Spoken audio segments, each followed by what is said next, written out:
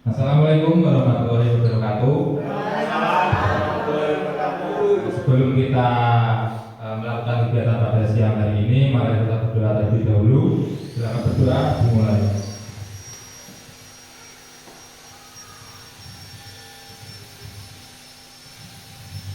Berdoa selesai.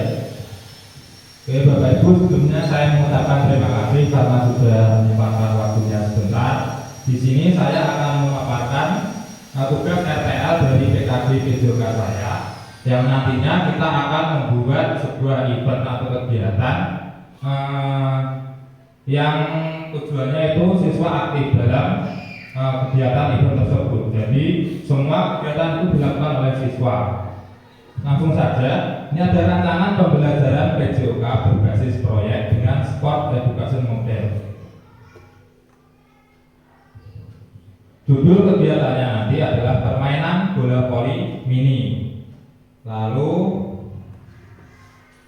latar belakangnya, Sport Education Model merupakan salah satu model pembelajaran PJOK yang berkelanjutan dan bermakna bagi murid karena menekankan pentingnya memberikan pengalaman bermain peran. Murid dihadapkan pada situasi yang mencerminkan kehidupan nyata di dunia olahraga, yang membantu mereka mengembangkan pemahaman yang lebih dalam tentang peran dan tanggung jawab masing-masing, terutama dalam meningkatkan partisipasi setiap individu. Dengan suara murid akan sangat nampak ketika mereka diberi kesempatan untuk membuat syarat dan aturan dalam pertandingan bola voli.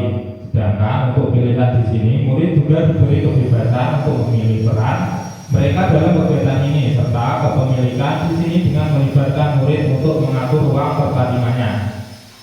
Jadi nanti murid itu dibagi menjadi beberapa peran. Banyak sekali ke setiap event itu yang sesungguhnya pasti ada panitia, ada supporter, ada pesertanya, itu semuanya dilakukan oleh murid. Lalu di sini murid itu terlibat dalam membuat peraturannya. Jadi mereka merasa dia itu punya tanggung jawab karena dia sendiri yang bikin aturan tersebut. Lalu selanjutnya, yang akan dilaksanakan ini adalah kompetisi bola voli mini, di mana hal ini bisa menjadi salah satu program pembelajaran PJOK pada kelas lainnya. Kedepannya, karena pembelajaran yang dilakukan ini berbasis proyek, selain dalam kegiatan kurikuler, harapannya program ini untuk selanjutnya menjadi proyek sekolah yang dapat memupuk kerjasama murid. Harapannya ini tidak hanya menjadi proyek PJOK, namun bisa dimasukkan dalam P5 nanti, karena P5 juga mungkin ada materi budaya. P5 ada budaya. Nanti bisa dibuat event seperti ini, mungkin contohnya itu lomba menari, itu sudah masuk dalam budaya. Dibikin event seperti ini, jadi lomba nanti lomba antar kelas, itu bisa berkelanjutan. Selanjutnya dalam ini itu ada beberapa aset. Yang pertama, proyek ini dipilih karena sekolah memiliki aset manusia seperti kepala sekolah yang selalu mendukung praktek baik yang dilakukan oleh guru, rekan sejawat yang mampu berkolaborasi dengan baik, serta murid-murid yang aktif dalam bidang olahraga. Lalu ada aset fisik sekolah, di mana sarana dan prasarana yang ada di sekolah sangat memadai untuk menyelenggarakan kegiatan ini, serta aset finansial juga menjadi kekuatan dilaksanakan praktek ini. Dengan demikian, harapannya kegiatan ini dapat menjadi sarana belajar murid SD Negeri Grade 1 untuk dapat memahami serta menerapkan tahapan-tahapan mengelola sampai dengan melaksanakan pertandingan dengan memegang rasa solidaritas, kerjasama, serta sportivitas antar murid. Selanjutnya, tujuan dari program ini adalah yang pertama, terwujudnya yang siswa yang berakhlakul karimah, budaya, gembira, dan berprestasi. Yang kedua, pemahaman siswa tentang olahraga dan membantu mereka mengembangkan keterampilan, pengetahuan, serta nilai-nilai sosial melalui pengalaman nyata, melalui permainan sesuai dengan peran yang diamati. Yang ketiga, menekankan pembelajaran melalui pengalaman nyata dan situasional, meningkatkan kesehatan dan kebugaran. Yang keempat, meningkatkan motivasi dan keterlibatan siswa dalam pembelajaran. Yang kelima, penerapan belajar aktif, di mana semua siswa terlibat secara langsung dalam kegiatan belajar. Lanjut ke capaian yang diharapkan. Capaian dan tujuan. Yang pertama, pemahaman tentang aturan. Nanti harapannya siswa itu paham dengan aturan yang mereka buat. Lalu, kedua, pengembangan tentang keterampilan individu. Ketiga, pemahaman teknik, taktik, dan strategi. Yang keempat, sportivitas dan kerjasama. Nanti harapannya itu siswa sportif dalam melakukan aktivitas, timbul rasa sportivitas antar teman dan kerjasama. Karena dari kerjasama nanti juga bisa menimbulkan rasa kerukunan antara satu sama lain.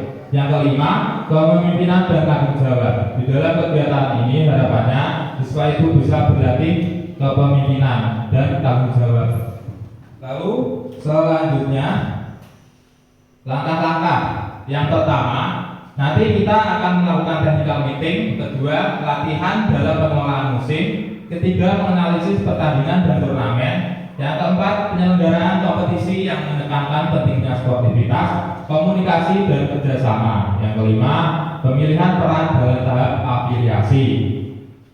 Mungkin dalam kegiatan ini itu nanti siswa itu dibagi beberapa peran. Jadi mereka itu memilih sendiri mereka mau jadi apa.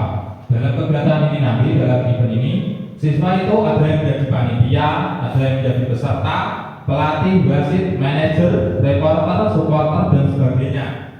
Nanti contohnya seperti ini. Nanti kelas 1 sampai 3 itu rencananya saya akan jadikan menjadi supporter. Karena tidak mungkin juga kalau kelas 1 itu lawan kelas 6, jadi tidak mungkin. Terus yang kelas 4 saya jadikan panitia. Saya rasa kelas 4 ini sudah bisa.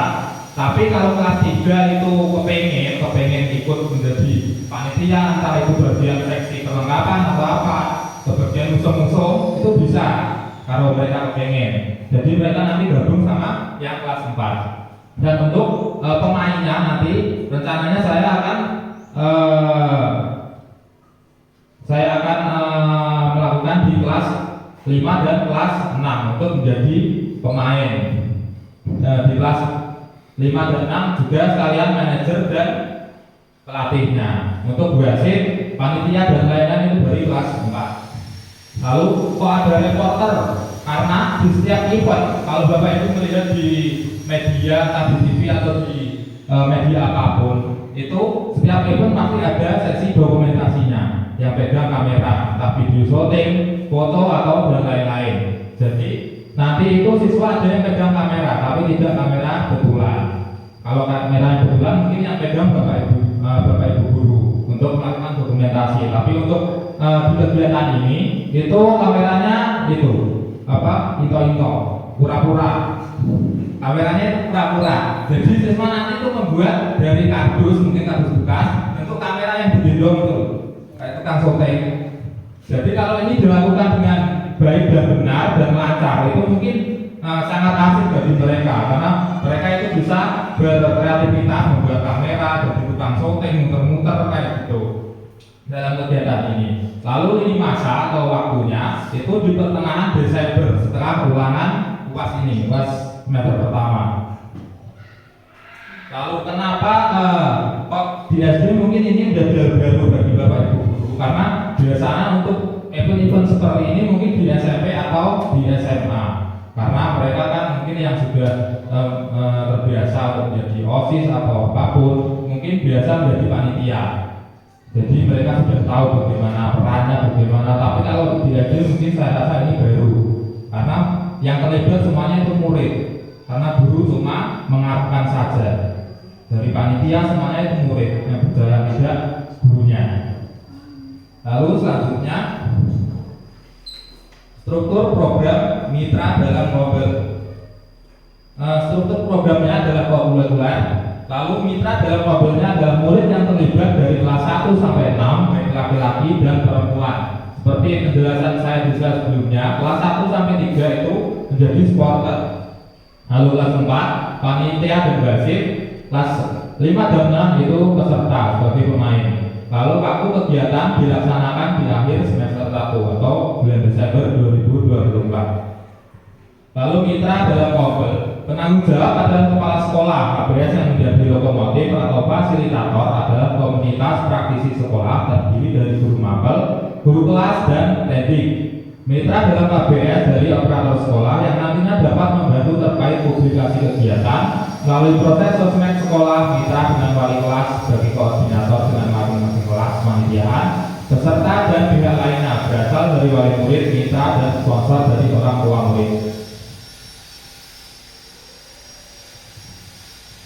Lalu pernyataan tentang kapasitas yang dimiliki kelas atau sekolah. Yang pertama, sekolah memiliki kepala sekolah, guru, dan tenaga pendidikan yang profesional yang sesuai dengan kualifikasi akademik. Jumlah guru di sekolah SD Negeri 1 berjumlah 9 orang. Yang kedua, murid yang berjumlah 60 orang. Setiap kelas akan mengirimkan perwakilan sesuai dengan minat dan bakatnya untuk menjadi panitia, peserta, wasit, pelatih, sponsor, reporter, komentator, dan sebagainya. Lalu yang ketiga, sekolah memiliki lapangan olahraga yang cukup luas untuk digunakan kegiatan kompetisi. Yang keempat, sarana dan prasarana termasuk perlengkapan yang cukup memadai untuk diperdayagunakan dalam kegiatan kompetisi olahraga, mulai dari bola voli, net, dan lapangan yang cukup luas. Lalu rencana evaluasinya, ada 7 tahapan implementasi SEM dalam pembelajaran. Masing-masing tahapan harus dievaluasi keseluruhan agar akan dilaksanakan pada akhir tahapan, yaitu evaluasi dan refleksi. Penerapan SEM pada PJOK beberapa hal yang harus dievaluasi diantaranya. Yang pertama, tujuan pembelajaran, meninjau dari ketercapaian tujuan pembelajaran dalam SEM. Yang kedua, umpan balik dari murid. Yang ketiga, mengumpulkan pendapat dari refleksi. Yang keempat, refleksi guru terhadap perencanaan, pelaksana, dan pengelolaan SEM. Yang kelima, evaluasi kinerja tim dan kolaborasi. Keenam, evaluasi penerapan konsep fair play. Yang ketujuh, evaluasi manajemen kelas. Selanjutnya, kemungkinan tantangan. Jadi tantangannya yang pertama yaitu pengelolaan waktu, jadwal yang padat dan keterbatasan waktu dalam mempengaruhi penyelenggara. Yang kedua, faktor alam atau cuaca. Lapangan outdoor akan sangat berpengaruh oleh kondisi cuaca. Yang ketiga, motivasi peserta, kesulitan dalam manajemen TL termasuk pemberdayaan kemampuan, kepribadian atau konflik antar teman. Yang keempat, keterlibatan orang tua dan komunitas, kurangnya dukungan atau keterlibatan orang tua dan komunikasi dapat mempengaruhi motivasi dan dukungan terhadap kegiatan. Lalu solusinya, yang pertama, penjadwalan yang lebih efisien dan efektif. Yang kedua, penggunaan pendekatan positif dan memberikan motivasi tambahan melalui pengakuan dan ujian. Yang ketiga, komunikasi terbuka dan segera mengatasi konflik. Yang keempat, memberikan umpan balik secara individu untuk setiap peserta didik. Yang kelima, mengadakan pertemuan dengan orang tua untuk menjalankan tujuan pembelajaran berbasis proyek. Itu tadi pemaparan saya tentang tugas RTL dari PKT PJOK saya. Nah, silakan Bapak Ibu apabila memberi tanggapan atau yang lain. Ada yang bertanya? Silakan. Monggo. Sudah jelas? Dan cukup. Oke, kalau sudah cukup, saya berharap ini kegiatan mungkin nanti bisa bermanfaat bagi sekolah maupun bagi peserta didik. Bisa membuat peserta didik belajar tentang bagaimana bermain bermain peran. Dia bisa bertanggung jawab pada perannya masing-masing. Saya kira cukup. Terima kasih. Wassalamualaikum warahmatullahi wabarakatuh.